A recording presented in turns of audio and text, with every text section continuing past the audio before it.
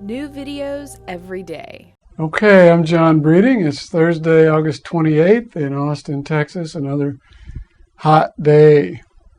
And I've got a hot new series starting this very moment for you. It's going to be a series on working with young people. You might call it a psychology and a practice of working with young people. It's going to be based on my two books, True Nature and Great Misunderstandings, on how we care for our children according to our understanding. And of course, the wildest colts make the best horses. The wildest colts make the best horses. That's important to remember as a beginning point. Because as soon as you get fallen into the idea that spirited nature and exuberance and eccentricity and energy and activity and things like that are pathological, then you're lost. There's no way you can really be helpful to a young person. There's a second quote that I have in the beginning of my True Nature book, after the wildest colts make the best horses, which is by a guy named Paul Valéry, and it goes something like this. A difficulty is a light, an insurmountable difficulty is a sun. You got that? A difficulty is a light, an insurmountable difficulty is a sun. Okay? In other words, a challenging young person is a light to the world. An extremely challenging young person is a sunlight. You know, it's not something to be put out and quashed. It's something to figure out how to relate to and draw warmth from and energy from, and maybe help and support that young person to live with and express this intense energy that they have in a good way. So that's a starting point. And that's why I begin this series with the idea of true nature as guidance for working with young people. The book is called True Nature and Great Misunderstandings, and the idea there is that we see the world not as it is, but as we are, and we act according to that. If you see young people, energetic, active, whatever, and you see them through the lens of biological psychiatry, you see a biological or genetic defect, a mental illness, right? Then you're not helpful. All you're going to do is drug that person and ruin their life. If you see that as an expression and try to understand it and support it, you're going to be in a lot better ground. If you assume that young people are primarily driven by their biology and genetics, and that when it's off course according to your judgment, that's due to a biological or genetic defect, you're lost. Because you automatically have a negative assessment of human nature to begin with. So I like to remember some of the more glorious aspects of human nature, and that's why the first chapter in my book is about true nature. The idea, to borrow a quote from the prophet Khalil Gibran, the idea is that you may strive to be like children, but seek not to make them like you. Get the idea? Try not to turn them into anything like you. Try to see them and relate to them and enjoy them, and if anything, try to reclaim some of that childlike energy and exuberance for yourself. I'm going to give you a few qualities of what I think is essential human nature. The first, brilliant intelligence. Humans are born brilliantly intelligent. The absorbent mind of a child learns more in the first 3 years than any of us learn in the rest of our lives. Incredibly intelligent, absorbent mind. Defining intelligence is the ability to come up with unique, creative, adaptive solutions to different situations. You would say that most adults don't operate very intelligently because we tend to do the same thing over and over again, or try to make things fit instead of seeing things with a freshness and a uniqueness and responding accordingly. But let me quote John Holt, the great American educator, founder of the modern American homeschooling movement, on this one. From his book, How Children Fail, highly recommended. Nobody starts off stupid. You only have to watch babies and infants and think seriously about what all of them learn and do. to see that except for the most grossly retarded, they show a style of life and a desire and ability to learn that in an older person we might call genius. Hardly an adult in 1,000 or 10,000 could in any 3 years of his life learn as much, grow as much in his understanding of the world as every infant learns and grows in his first 3 years. But what happens as we get older to this extraordinary capacity for learning and intellectual growth? The intelligence is there, it's innate, it's essential. Another quality, abundant energy. Anybody who hangs out with children at all knows that energy, and for a lot of us adults, the real problem is that we feel like it's too much energy because we're kind of worn down and tired. So their zest, their vitality, their enthusiasm is like, it's too much, tone it down. The best gift my parents ever got me as a parent was a trampoline when my kids were little.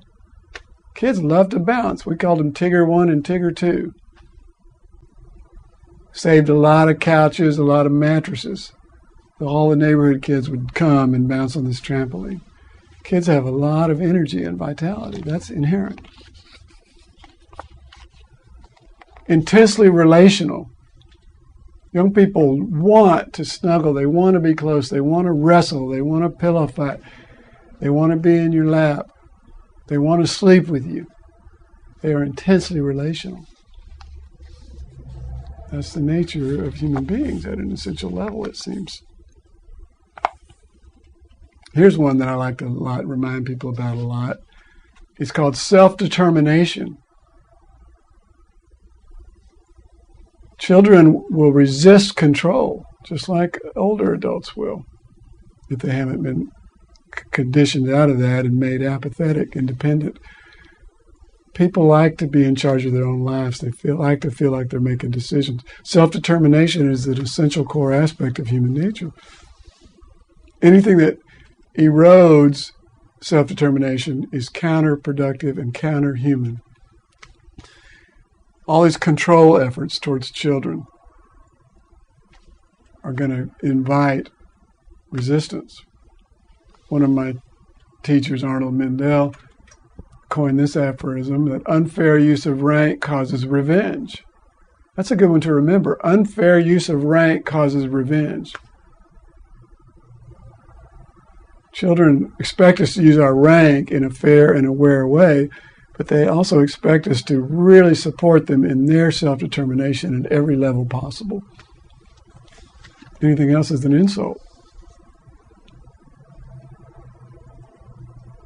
This one is considered controversial by a lot of people. It's the quality of gentleness.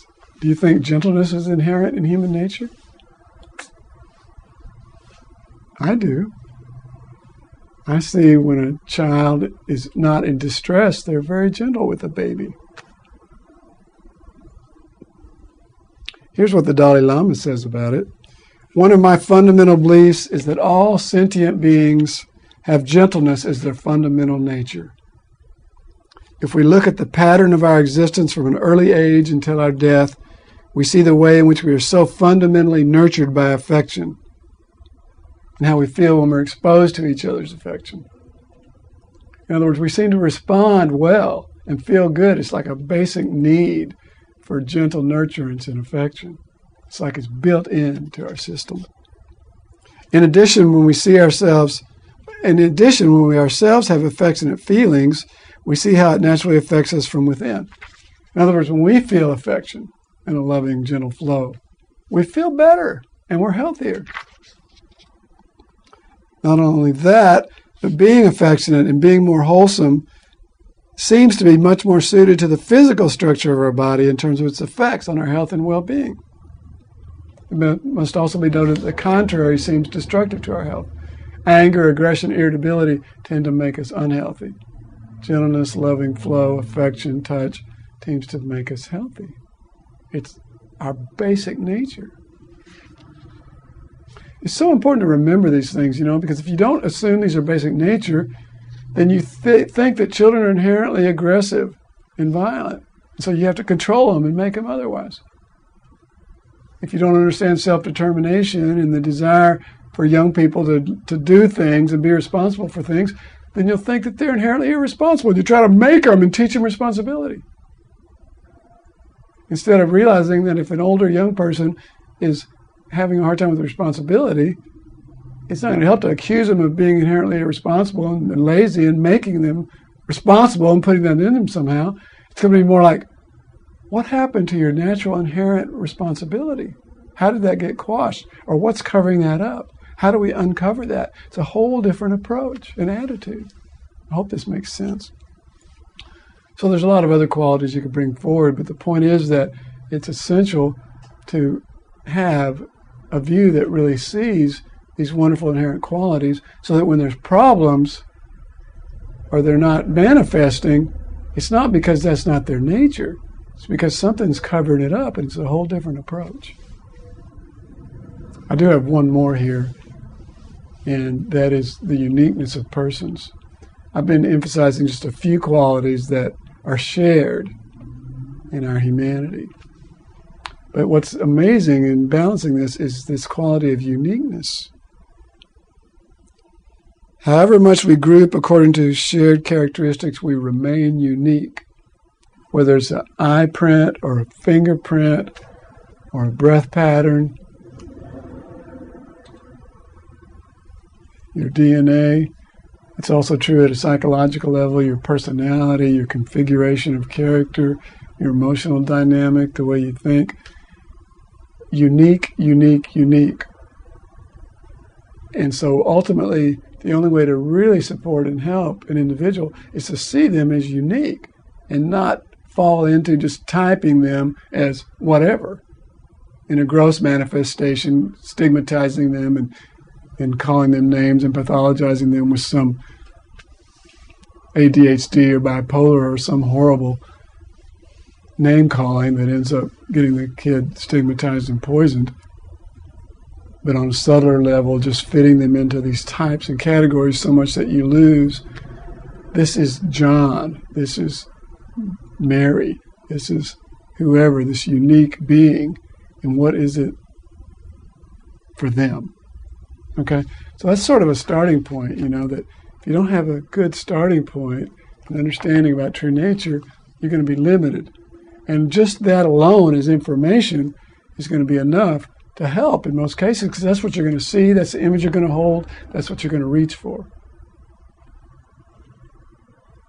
So that's part one. If you liked this video, we have hundreds of more alternative videos ranging from sexual health to psychology to mind control. So if you liked it, go ahead and click on me to enter the Psychetruth channel.